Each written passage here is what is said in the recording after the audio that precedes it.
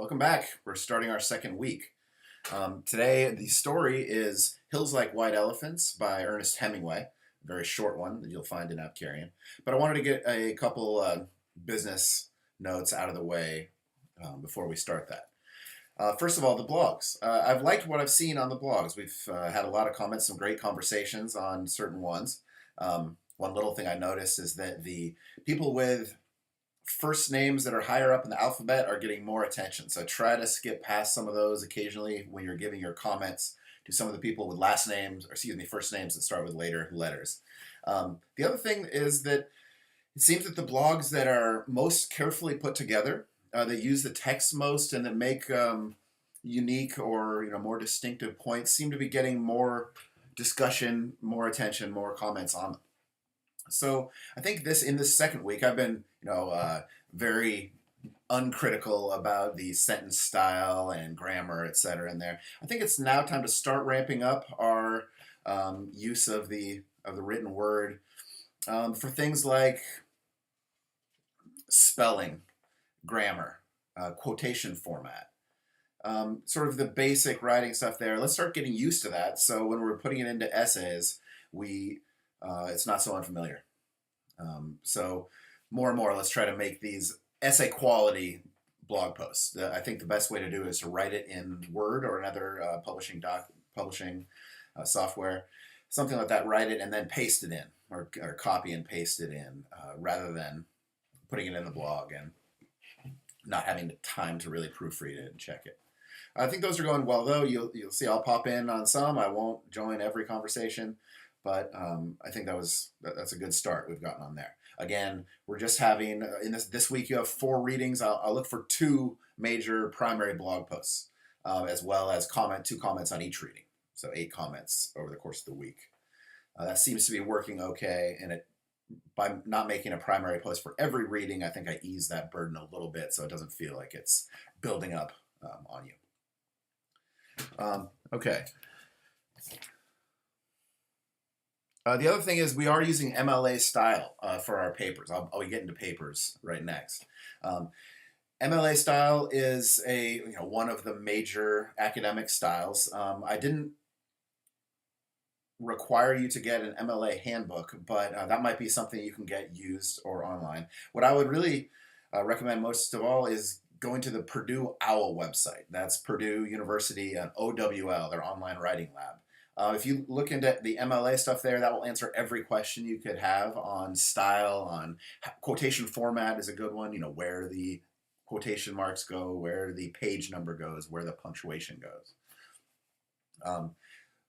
If we start using that in our blog posts, then I think that'll make the essays a lot easier.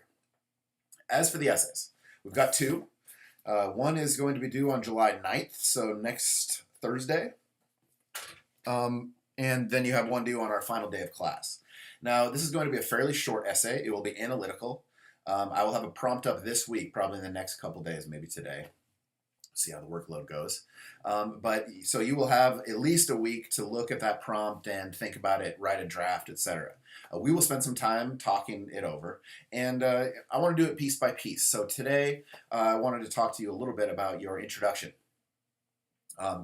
There's a couple things that need to be accomplished, 3 things that I can think of up front that need to be accomplished in your introduction. The first thing is you need to hook your reader. So there needs to be something interesting about this, that you are looking into some smaller aspect, some more subtle aspect sometimes of this reading, of this text or of multiple texts, and you want to make your reader interested in what you have to say. Don't think of it just as your English professor as your reader, but as a wider audience, an academic audience of readers, just like these blog posts. So what is going to make them want to read on? And now obviously I'm going to read on regardless, but still in your intro you need to accomplish that. Make it so your reader wants to read on and is interested, even a little bit in suspense about what's to come. Most important thing to accomplish in there is your thesis. So your thesis is the general main point you're trying to make. It is usually not something very simple. It's a little more complicated, maybe it's a little more subtlety, and it has to do with your interpretation of the text, what you think the author is trying to accomplish, how they use certain elements of form to generate certain thematic meanings in the reader. how they did this and what they were up to, and whether it worked. So your thesis, and there's something tricky about a thesis. Your thesis should be that main point, but it also can include an implied roadmap for the rest of your essay. So for example, if you say that James Joyce uses these three elements to create a mood of despair and a theme of disillusion in Araby. Now I know that your essay is going to have two main thrusts. One is you're going to go into tone. How does he establish this mood and tone of darkness, despair? And secondly, how does he develop this thesis using all the formal elements like metaphor, diction, which is word choice, any other formal elements you want? How does he use this to create this theme of disillusionment in the main character, the boy? So from reading your thesis, I'll know what's to come in the rest of your paper. I'll know that we're going to go into tone. Maybe there's a couple paragraphs about how he established this tone and mood. Maybe there's a couple more paragraphs about how he established this theme of disillusionment and how the two work together. And just by reading your intro, just by reading your thesis, I should have some idea for what's to come in the rest of the paper in terms of the paragraph structure and order, in terms of what meanings we're trying to get out of it.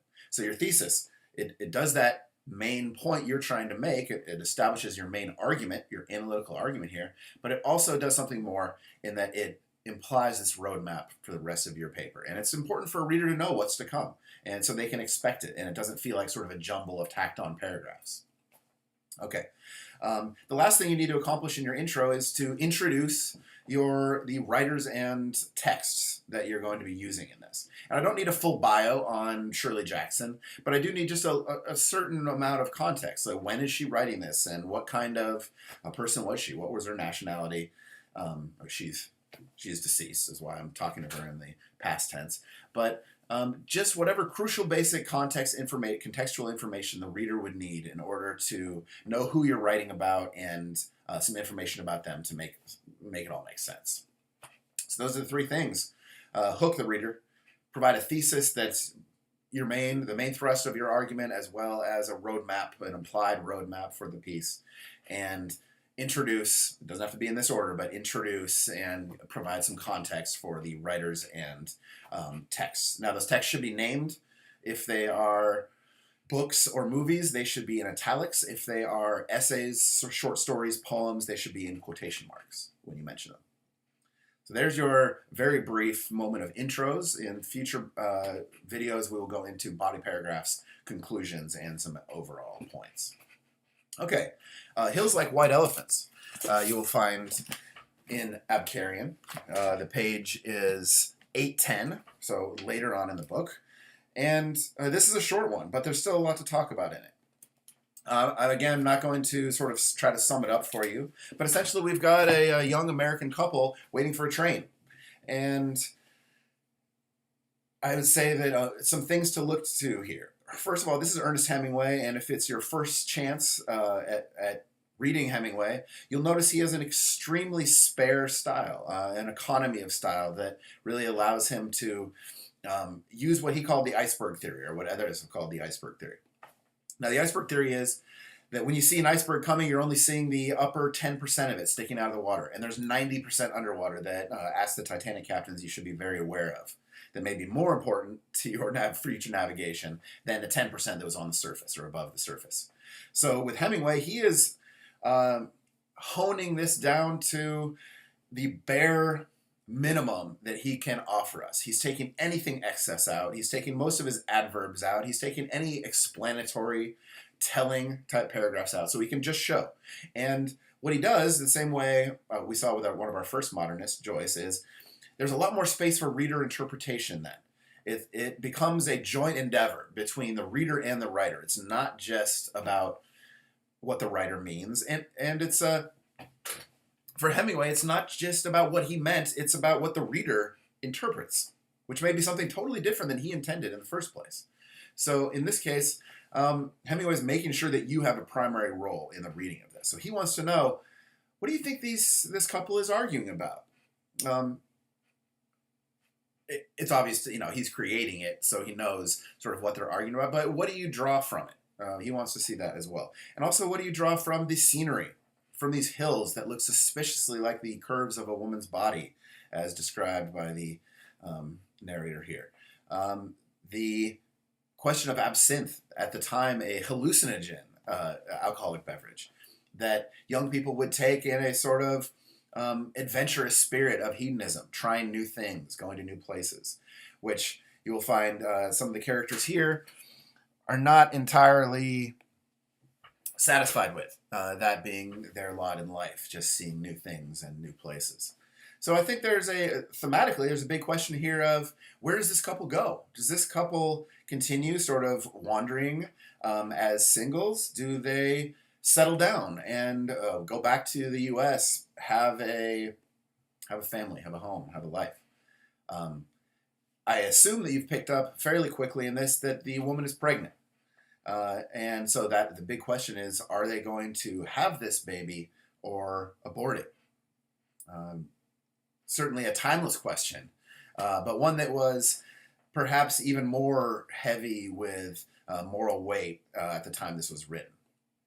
So let's look into Hemingway's use of spare dialogue. There's a ton of dialogue in here, and he'll keep it from being didactic and telling by keeping it in dialogue rather than an exposition, which will sort of explain everything to you. Also, at this time period in the 1920s, what exactly, and 30s, what's being explored here? What themes is he trying to say? Is there a social commentary here about America, Americans, about young people, cosmopolitan people, about this question of hedonism versus tradition? So let's take two reads ideally of this story, and join up on the blogs and start to unpack it a little bit, make some sense of it. One question that's not that important in literature, unfortunately, for all literature students is, how much did you like it, or was it good? That's sort of like, yeah, I care if you liked it or if you thought it was good, but not that much. What I really want to know is, what did you think of it? And if you didn't like it, I'm more interested in what didn't quite work. What formal or tactic or strategy you think by formal I mean using form, the writer used that did not work, and why did it not enhance or create theme in a way that you thought was beneficial to the reader? So let's get into the real subtle distinctions, the complications of this, rather than remaining on the sort of I liked it, I didn't like it level of a TV watcher. We're trying to dive into this stuff and see what's up to. And it's like Ernest Hemingway doesn't really care if you liked him or not, but he does. He did craft this tiny little story very carefully. So it is important that you have some way to sort of see what he was up to and what he was trying to do, and be able to criticize it intelligently in terms of how well it accomplished what it was trying to do. All right. Rather than belabor this story, which could go on for quite a long time, I'm going to let you read it. We're going to talk about it in the blogs, and we'll play this out. Now, one last note on the essays. The prompt will be up soon, but it is important that you start thinking, which essays do you want to use in this? It almost doesn't matter what the prompt is. What matters is the essays that you got the most depth out of, that intrigue you, make you curious, maybe piss you off a little bit, something that, it's that little splinter in the brain that's bugging you because something about it was profound to you, but also difficult. So start thinking which essays you want to use like that, which you think you can draw some good work from and quotations from to analyze textually. And when you get the prompts, you'll be ready to go to try to put those into whichever prompt works best for you. I will be at the office, Morton 103A, this morning for some office hours. I will be participating on the blogs, and I will get those prompts up for you soon. So please shoot me an email, stop in, or comment on the blog conversations, and I will talk to you tomorrow morning. Thanks a lot.